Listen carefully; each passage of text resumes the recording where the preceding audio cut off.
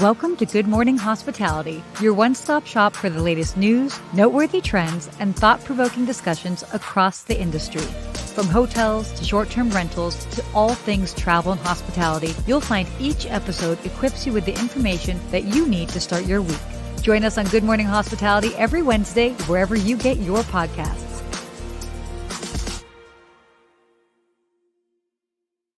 What is happening? We are live and in person Together in Miami.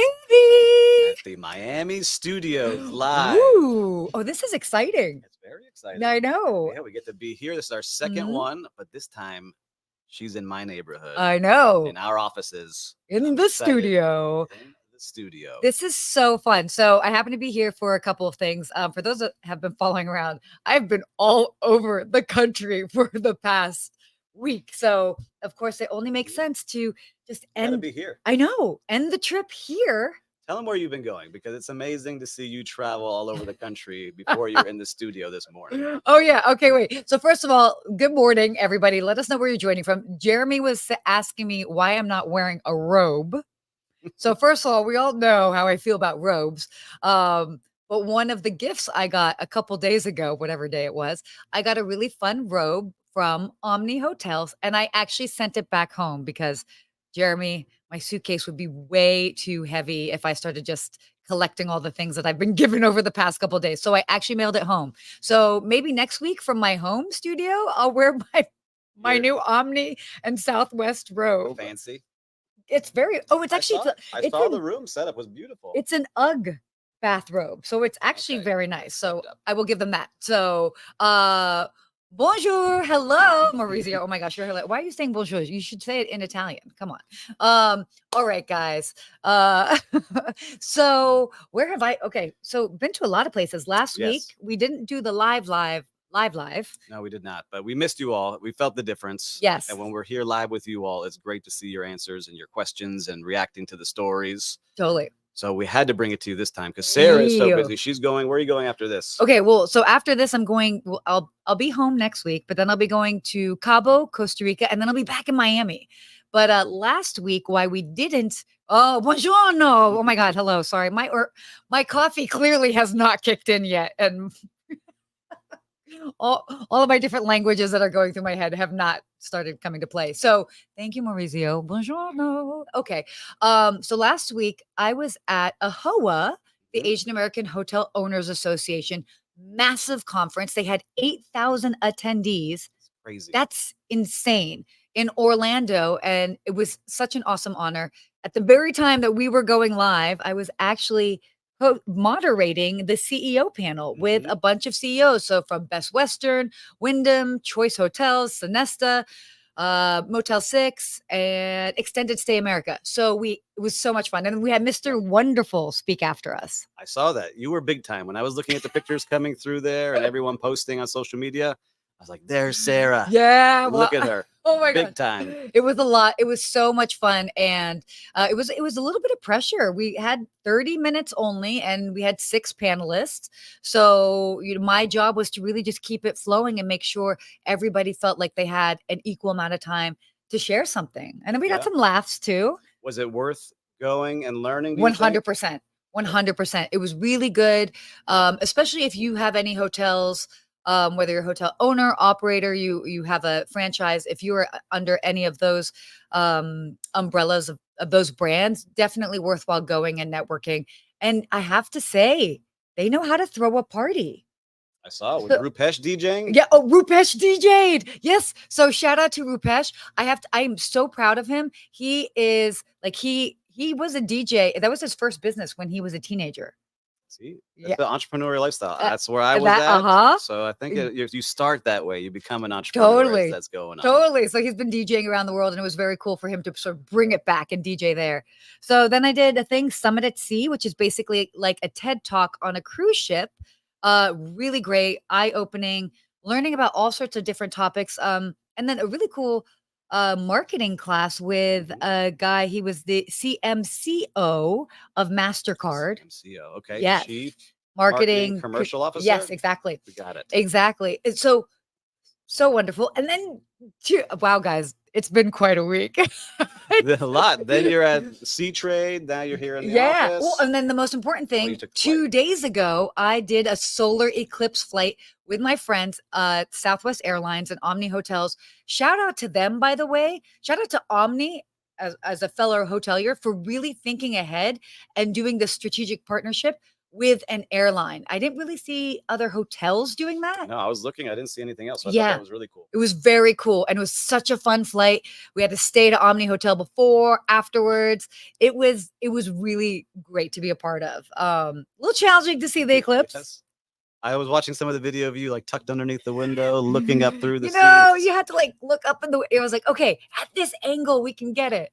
But how fun to be a part of it. And now here, celebrating the cruise industry and getting to see you in person. I love it. I love when we get to do this in person. And so, I don't have as many travel stories. I don't know if I could handle those travel stories. Oh, it's a lot. But I've been doing them locally. Yes. 50 hotels. What number are we at now? We are now going to hotel number 19 today. Ooh. So 18 is out right now. We went to the Edition Hotel in Miami Beach, which is one of my favorites. It's a great property. John Sullivan, the general manager, does a great job there. And so keep your eyes out. If you see me out there, I would love to get you on the video. But I'm trying to go incognito. So sometimes I'm not getting spotted. Well, and we're going to do one together towards the end of the month, right? Can't say where. No, we can't. No, don't worry. Say where. We're coming in unannounced. But we will be again. You won't be able to see us at all. You won't spot us. 2 people coming in with our phones. We got it. No, we're not doing anything here. We're not doing anything. You two need to leave the hotel. We do not allow recording. So that's happened to me twice. Excuse me, sir. Do you know who we are? Yeah. We host a podcast with several viewers. Yeah. Oh my gosh. No, too funny. Well, okay, we have some fun topics to talk about. We got some great topics today, so let's jump into them. Okay, cool. Perfect. So love this. Now, this has actually been kind of a pretty big deal. So Hilton recently announced, actually it was just last week, that they are going to be expanding more into the luxury lifestyle market, and they are going to be acquiring the Sydell group, the NoMad brand. And why this has been particularly interesting, I don't know if you realize this. I have to see if I know the exact number of years. Pretty much they haven't really acquired a new hotel group in 10 years. And they did one just last month. Last month. And then this is their second one. So, hey, Hilton is stepping up their game here. It is definitely tough to grow hotel brands from scratch. And I think Hilton really understands that people want unique experiences. And so if you're looking at what they're buying, they really are buying these unique hotel brands. So Graduate Hotels last month, which I love. I kind of got that eclectic vibe in my office here. Oh, yeah. And then you've got the NoMad hotels. NoMad, super cool. Beautiful. And by the way, I have to do a special shout out to Adam Bussell, who actually is based here in South Florida. He is my former GM boss, hired me at the last hotel that I worked at, and he is the VP of operations for Sydell Group, unless he's something else even higher than that now. But congrats, Adam. I know how hard you work. He's great. So it's cool to see like people grow with their careers and all these fun things that are going on. So and building things that people really enjoy. Yeah. That's the hardest part, is like everyone has ideas for these brands and you see it. I think you see the difference. Like, we won't say which big brands, but they're creating their own like brands. And sometimes you don't know what they are. Totally. You don't remember the name. They're not very remarkable in a lot of ways. So what do? You end up buying something that people really love. Exactly. And especially when it's maybe a little bit more of like a boutique brand that is very specific, like Graduate Hotels. Very, very specific. NoMad Hotels, very specific vibe as well. So this is really really neat. And Jeremy, always great to see you. Yes. This could be great. We'll be interested to see how they will train the team to showcase and represent the Hilton brand. Well, Jeremy, it was like you were on cue for our next topic. By the way, that was a really good transition. And this happened to be in the news as well, too. So Hilton was actually named the #1 best company to work for in the U.S. for the 9th consecutive year. So I love that you bring up that training, Jeremy. That is something that they are very, very passionate about, and they do a really good job with it. And it shows. I mean, there were some interesting things that they were the fact, what is it? It's the 6th consecutive year in the top 10. Yes. So I mean, there's a ton of companies out there. If you saw on your LinkedIn last week, it seemed like they gave out these awards and everyone was posting that they were like top 100, top Mhm. 50, top Yeah. 25. So this is all companies. This isn't just hotels. Yeah. So to be number one and have people be raving fans of working with you as team members, you know how hard that is in hotels right now Totally. because everyone is short staffed. I'm sure you've seen when you go to these hotels, like they're all Totally. very friendly, but maybe not all the services are Yeah. there. It can be a challenge Yeah. to keep that motivation and getting your team going. And I see a lot of people investing in training now too. So Hilton really Yes. shows this. Yes, and that's what's been so exciting to see. I will say, and especially because more recently I've been on the road more than usual, Mhm. I have seen employees across the board just more engaged, more thoughtful, actually trying to go the extra mile to help me with something. And by the way, I have to say, this past trip, I was like, oh, I'm turning into the guests that used to stay at my hotel. Everything from I can't remember my room number because I've stayed in so many different rooms to I lost or left my iPhone charger on the ship. I had to get one. I didn't. By the way, if you ever leave your iPhone charger somewhere and Mhm. you remember it at the airport, spend the extra money and buy it at the airport. Don't say, Yes. oh, I'll buy it when I get to my. No, no, it turned into a half-day saga for me to end up getting another iPhone charger just because I was trying to save a couple bucks. So you pay for convenience. Yes. Yeah. But also lost and found. I met Steven Sinclair from Bounty, and he was telling Yes. me how they get all the lost and found stuff out there. Yes. So I think it's a very cool You finally program. met him I met him. We talked for a in while. person? This Oh, way, virtually, virtually. which is just as good as in It was person. good. He's You know, awesome. he's So very cool. So very shout out. free commercial to Bounty if you I need a lost know. and found Well, product. he always joins in. Yeah, So he's great. definitely give him But a I good like shout what out. Hilton was doing, that they were making investments in wellness and in growth of their employees and Mhm. really putting money towards that because that got cut out big time Yeah. right after the pandemic. Like the first thing to go was all this training and support that you got from the human resources department. So this is what I loved when I was coming up. I don't know about you, but really Oh. all the trainings I got. Totally. And it wasn't just customer service. It was like the 7 habits of Stephen Covey. It was like how to Yeah. use your money. It was all these different things that I loved doing. So Well, it's interesting. So my very first hotel I worked at was Four Seasons in Washington, D.C. I started at 19 years old. I had just did it was Yep. or yeah, 19 years old. And I'll never forget that we did 3 days of training. It was intense, very intense. And there are things that I still remember to this day. So when and now granted, this is also Four Seasons standards. It does not apply to every single hotel, but things like if you're walking down the hallway, you step to the side to let the guests go by. Yep. Oh, you better believe it. I notice when I'm at a hotel do not. and they do not. And I'm like, Getting in the elevator with you bro, with their cart. can you move to the side? Yeah. Get their cart. I also don't say bro to the Bruh. But I would love to, in the real world out here outside of hotels, there's all these standards I wish I could see out there. There's Steven Sinclair. He just gave you a shout out, Steven. Oh my Good to gosh. see you. We should also give Mauricio a shout out as well, too. What's Mauricio got going on What? here? He says, love to see the big growth of cool brands like NoMad, but it's sad to see all the small groups being acquired by the big guys. Listen, it is interesting to see. It's hard to run a successful hotel when you get those big checks coming in. There's a good payoff. But I think also it motivates people to create something unique and new.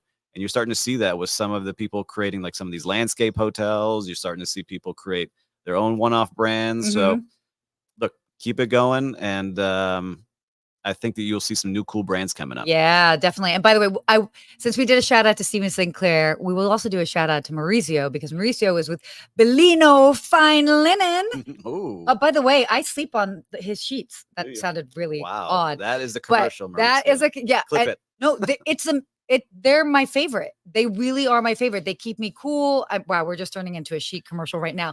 But Bellino Fine Linens, they're awesome. They work with a lot of different hotels. So check out Mauricio. Mauricio, say hi in the comments so that people can find you and they can find your linens. Oh my God. We'll take some samples over here at the offices. Yes, you will. So okay, speaking of training, let's go on to our next topic. So Accor hotels, they unveiled their Hospitality is a Work of Art, is the title of it, initiative, which is basically their way of revitalizing hospitality talent culture. And we were just talking about this. Yes. These different hotel brands really double down, and we've been saying this for some time, but it's really nice to see that everybody's going forward with it and they're really putting time into creating this sort of work culture training because they've found that increases people, employees, the retention rate because they feel like they're part of something. Yes. And so I've worked with an Accor hotel as a client, their Novotel brands, and across Accor, they call their team members the Hardists, I which love is an that. interesting I one, kind right? of like Everyone's got that. the hardest because they are the heart of the company. I mean, you know, And so at first I didn't know what they were saying, but now I like it. now you understand. Now I get it. But they really understand that look, there's still 1 million jobs open just in the United States for hospitality. Yesterday, the jobs report came out for the government reporting, and it showed that hospitality was number 3, I think, in job growth, but still way behind pace. So this is the big companies are noticing, like, we have to make changes. We need to make this a fun job again. It can't be the place that, hey, you need to be here no matter what. And so they're really seeing the difference in those changes that they're making. No, they are. And I like that. So of course they call their, employees Hardists, which is really, really clever.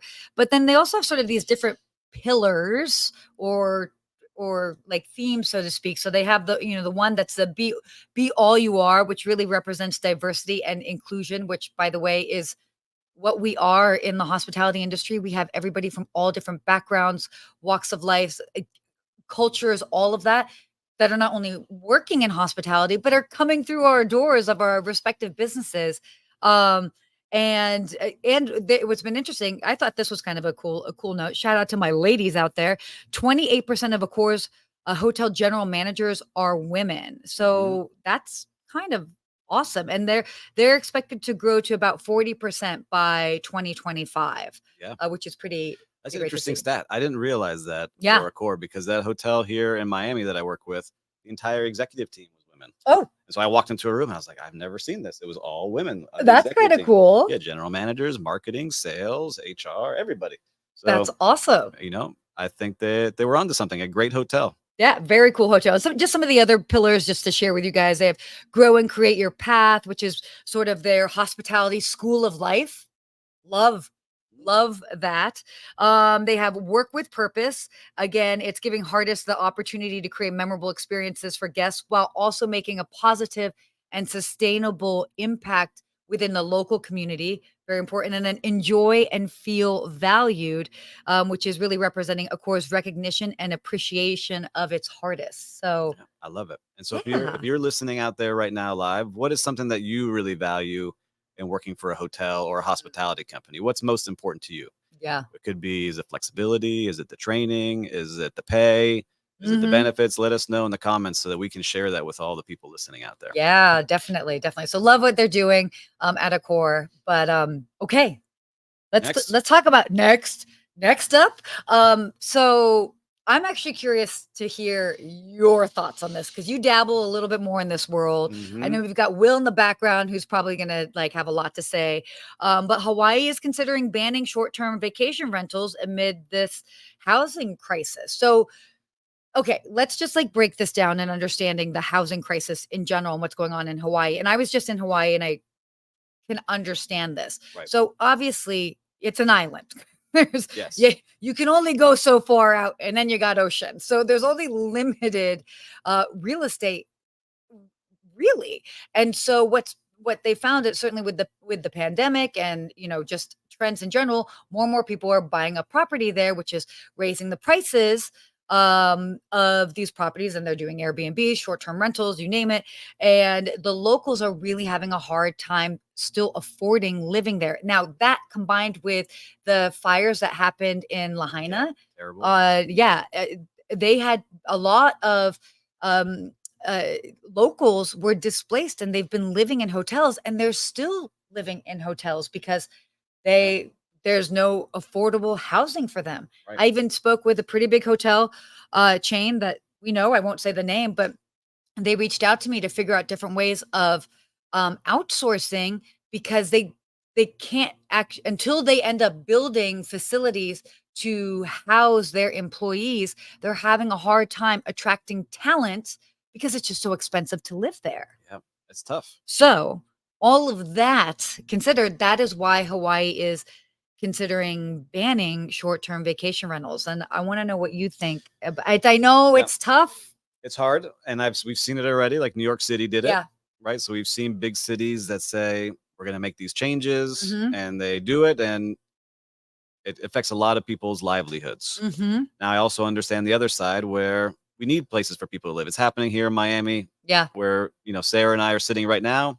They're building 8,000 new condos that are all short-term rental approved, right? 8,000 new. Yes. Oh, Half a mile away from where we're sitting, just 6 blocks to the left. that's a lot. A lot. It's gigantic. And so people are saying, Wow. well, all right, well, where is everybody else going to live? Because these are not, workforce housing. Who's going to take care of these people? Who's going to Yeah. service these homes? Who's going to do these things? Yeah. And so what I believe in, and this is not what everybody does, I think there needs to just be a set of rules or laws that everyone can follow, because there are bad actors out there that create these party homes that are buying up all these places, don't really want to be good to the community, and really impact negatively the neighborhoods that they're in. And so I don't believe in that. Like, our homes, we are good people. We want Yeah. to make sure we take care of the community. We're not party homes. We're screening people out. We make sure that as best we can, we don't have a negative impact where we are. Yeah. But it's a challenge. It's And totally a there's people challenge. who, like in any business, go for the money grab, Yeah. and it can be very detrimental to this business and gives a bad name. But on the other side, there's a lot more rules already Yeah. on short-term rentals than Yep. there are hotels. Yeah. Right. So So I'm true. in both worlds, and I would just love to see set rules, set laws that everybody can follow, so we know what's clear. Because right now it's pretty gray in most cities. Yeah, no, it's totally great. And also for perspective, just even as of March, more than 3,000 and this is just Maui, so there are many islands in Hawaii, and that's where Lahaina was, or is. As of March, more than 3,000 West Maui residents are still living in hotels, which is paid for by FEMA. The program is scheduled to end on April 10th. They're looking to extend it. So it's just showing that, there's definitely still. Yeah, I think there's ways to do it too, Yeah. where you can pay the short-term rentals instead of the hotels. I've been at conferences where FEMA does that for short-term rentals, because people want to get back into a home to have a sense of normality versus living out of a suitcase, which you just said you hate doing that just on a couple of weeks. Imagine doing that for months on end while your home was burned down. Oh, yeah, it is not pleasant. There are some people that love to live out of a suitcase and just We it's know some people like that. we do know people that like don't that. have a home. No, and that is not what. No, that is Yeah. I don't mind being out there and in the world, but it is challenging, and so to be pushed that way is definitely difficult. But by the way, Will chiming in the background here was saying there was a study that happened after they did some bans, and the locals who actually own a short-term rental were using it as a way to make a living are now suffering because of this. So, Yep. I see. It affects a lot of people. And Paul What's this? from Vintor, do you think the strength of the hotel and resort lobby in Hawaii also plays a big role in this push towards a short-term rental ban? For sure. Hotels Mhm. and their associations will do everything possible to make sure that they represent the hotels, which is their client base. Their business. Right. And Yeah. so, but these worlds are meshing now, right? Yeah. Now you're starting to see hotels get involved in vacation Totally. rentals and in residences. So I won't say very soon, 5 to 10 years from now, I think you're going to see a lot of set rules, set laws. The big players are going to be in it already, because you're seeing it now happening, right? We've talked about it in previous episodes where Marriott's already getting into it Yeah. with apartments. You're starting to see a lot of these moves happen. So Yeah. look, they're all going to be meshed. I can see it. People want the brands they like. They want to use their points where they want to use them. And people like traveling different ways at different times. So, and even I'll just speak to, for example, some clients of mine were traveling in Cabo this last week. They stayed for a good part of the week in a really beautiful villa, really, really beautiful. And then they were extending their trip, and then they were like, oh, hey, we want to stay at the Four Seasons for a couple nights before we wrap up. So just even showing you that people are staying in several types of accommodations just in one trip. So it just depends on what people are looking for, but kind of cool to see it in real time. Yeah, with that. it's happening, and I see it. Look, I think Orlando has overbuilt them, but they have a good thing in place where these neighborhoods are short-term rental, vacation neighborhoods. Like, they don't even have mailboxes, and these are the neighborhoods that you can put a home. Yeah. But now some of those older neighborhoods are starting not to be the coolest place to stay, and they're slowly transitioning into long-term rentals. So it all kind of ebbs and flows. It definitely ebbs and flows. Well, and then Orlando's such a unique market because of being the home, of all the theme parks, the home to Disney World. So that's definitely unique to that particular destination. So yeah, we could keep talking about it. That's a whole show in itself. That's a whole show in we'll and get of the itself. Monday crew on there. Yes, that talks we will. about short-term rentals. They should definitely talk more about that. Okay, so by the way, so as I was putting together this show lineup, I found this topic, and I was sitting in a middle seat. We don't need to talk about that, but I was in a middle seat between two big guys. Big humans? Yeah, they were bigger than me humans. I'm already tall enough, but they were bigger than me humans, and neither one let me have the armrest. So this is what was interesting. A flight Were they both attendant. men? Yes, they were both men. Unbelievable. You Yeah, I guys know. out there. Yeah, I know. I sat there like literally elbows to my ribs. That's how I was sitting. It was not particularly comfortable. But a flight attendant recently did this announcement, and it sparked this social media debate over armrests. So we've all heard Yes. the thing where it's like, oh, the person in the middle gets both armrests. But this was a United Airlines flight attendant. They basically made this announcement, which was different, is that he explained every person is supposed to use the armrest on their right and or their left side of the plane to keep the armrest on the aisles clear for carts and people walking down the plane. He said, and he said emphatically, no armrest drama would be tolerated. So first of all, I have never been on a plane where like a fight broke out over the armrest. Have you? I have not, but I've seen crazier things on certain airlines that pop up on social media all the time. This is true. Right? You've seen some wild things, especially if we won't name the brands. No, we don't need maybe to. a yellow plane. Oh, yeah. Oh, yeah. A couple Look, of those. people get, obviously like some things can happen, but I've never seen an actual No, but when I'm on the plane and if you are sitting in the middle seat, I'm giving you that armrest and I'm going to lean on the outside one. Yeah. That's the right thing to do. You're stuck in that middle. But it was very fair what the flight attendant said. Everyone just uses one to the left. Well, or to the right. Well, if you were, it basically kind of applies to the people at the aisle seat that you shouldn't be leaning. Like, let's say this is the aisle. I want the aisle. I want to lean out into the aisle. If I see you coming with the cart, I will scoot over for you. Yeah, but people fall asleep. And then they left, or they have their foot hanging out. Like the things I've seen, it's like, and they get hit when a cart going by. There's a lot of things that annoy me on planes. That's why I try to avoid them. You're on them all the time. I am on them all the time. I mean, here's my thing. I'm like, put me in a window seat. Like, I'm good. I don't need to go anywhere. I'm locked in for the flight. We don't need to like make a thing out of it. I'm a pretty easy breezy, but I end up going all over and, Yeah, but if you're listening out there, what seats do you normally reserve? I'm curious now. Are you window or aisle? Well, you're clearly aisle. No. I prefer the window. Oh, you do? When I like looking out the window. And I do. Kind of imagining what's going on out there in the clouds. I like seeing nature out there, but there are times that depends how long the trip is. Yeah, I like the aisle if I'm going on a really long trip. True. Yeah. Well, I mean, and obviously, if you're traveling with somebody, the ideal thing is that you've got the window and the aisle, and it's just two seats. Or if you're traveling with a family and you've got at least three of you, whatever it is. Yeah, with us four, we get a whole row and one seat in the aisle. Yeah, that's usually what we do. Which is not bad. Yeah, we take the whole row and an aisle seat. That ends up being pretty good. It's very good.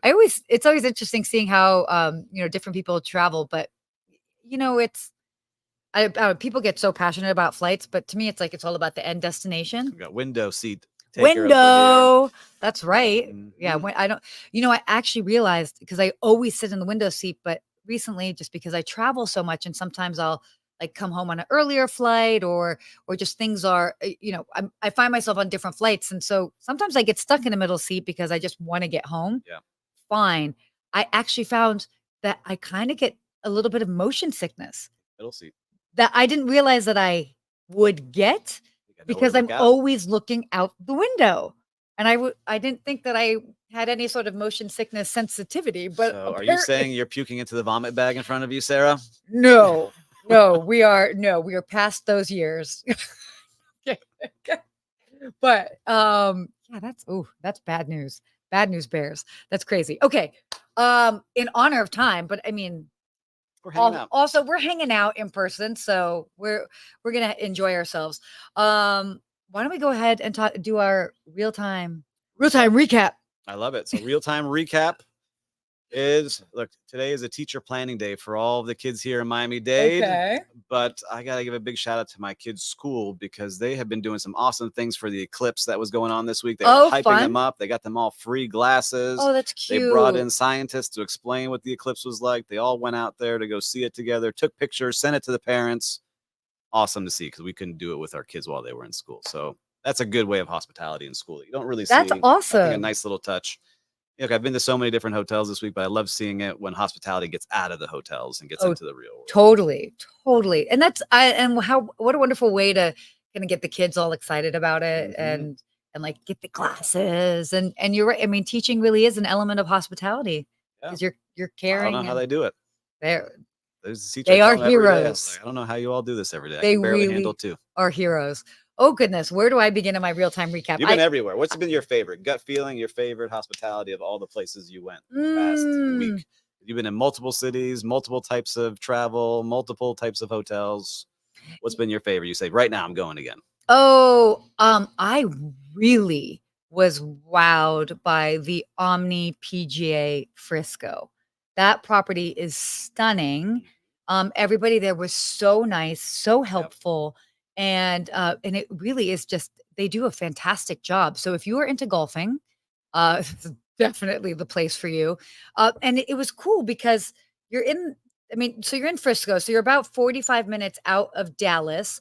But they just create this almost comfortable, almost elevated lodge feel Okay, to I it. get it. I saw the picture. Cool. Yeah, it was really, really great, really well done. So shout out to the team there, but really shout out to the team everywhere. The Hyatt Regency in Orlando, the Omni William Penn Hotel, which is a historic hotel in Pittsburgh, because I was there too. Now I'm at the Kimpton Palomar. I'm just going all over. You're everywhere. But I want to give a shout out to that hotel too in Frisco where I gave you the amenities. Oh, because they thought about that. It was very cool. They had the robe that we talked about. They gave you all these little things. Your room was lit up with the celestial lights of. How did I forget this? That was Thank like the you best for part, reminding me. because I worked in room service and we had to come up with these amenities all the time. We had to get like ultra creative. So when I saw that, I was like, okay, good job. So to get first of all, if you don't know what we're talking about, head over to my social. I shared it actually a video on but LinkedIn and then also as a reel on my Instagram so you can see. We went to dinner. And we're like, okay, cool. The eclipse is tomorrow. That's fun. Came back from dinner. No joke. I opened the door and I was like, oh, I went to the wrong room. I was like, there's stuff everywhere. I did not leave my room with stuff everywhere. I'm a very neat traveler. And I was like, what's in my room? And then I stopped and I was like, oh my gosh, it's for the eclipse because they had this cool bathrobe on the bed, a little like toiletry kit. They had these bath bombs that were moons and this really cool pillow that had Omni and Southwest and it had the eclipse. So, and then they had a whole light set up as well. Yeah, the lights. So they had rotating lights on the ceiling. The stars. Super. Yes, exactly. That's the stuff I love seeing. So when I saw that, I was like, that is very cool. Even a little chocolate that looked like an eclipse. Like it was very well done. So that was fun. Omni Frisco. Yeah. Good job. That's right. Oh, that's the creativity. I love seeing those meetings where people are like, oh, we're going to do this. And how are they going to share it? Yeah. Because when you share it, that gives the person who created it like the most excitement. Like they shared it. You see it's online. And I was shocked. It was awesome. So I will be wearing the bathrobe next week. For anybody that cares. That's you, Jeremy. So why don't we go to our hospitality quote? Hospitality quote of the week is none of us is as smart as all of us by Ken Blanchard. And I have his book actually right behind us. You do? Yeah, I have plenty of his books. The 1 Minute Manager is one of my favorite Ken Blanchard books. I love that. If you're a manager out there, get that one. It's easy read. Got it when I was 23. I still have it on the shelf behind me. Is it still the original copy? The original from copy that 23? The pages are still in there. They haven't fallen out or dissolved. They're still in the book. As we are the same age, by the way. I'm totally 51. We look good for 51. We do look good for 51. 51. How dare you? You're way older. They're like, wow, you look great. Oh my gosh. No, we're 91. 91, guys. 91. Biohacking right over here. Well, this is a fun show. This is an awesome show. We this gotta is do great. These more in person. Do you like these in person, everybody? Do you like these in person? I think, look, hey, NoMad. We'll come over to a NoMad hotel. Heck yeah, we will. We've got a cool Miami hotel next time. We'll travel for shows, as we have said. But will it be what, 2 weeks, 3 weeks? In 3 weeks, I think. 3 weeks. Yeah, 3 weeks. I'll be back here and we'll be doing another live show. So make sure you subscribe, follow, do all that stuff. Pay attention.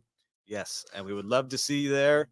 If we can do it live, we get approval. Maybe we can get approval and we can announce what we're going to be. Good morning, hospitality cruise for hire, by the way. So stay tuned because there is going to be another Good Morning Hospitality show popping up. Yep, we got the Europe cruise starting. They So are. for those of you in Europe, you're going to get a Europe crew that you can also watch. Yes, all of that and more.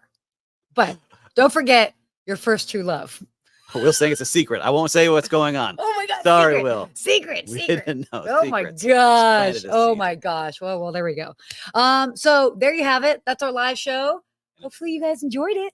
Yep. Until next week, we'll see you then. Yeah. Bye.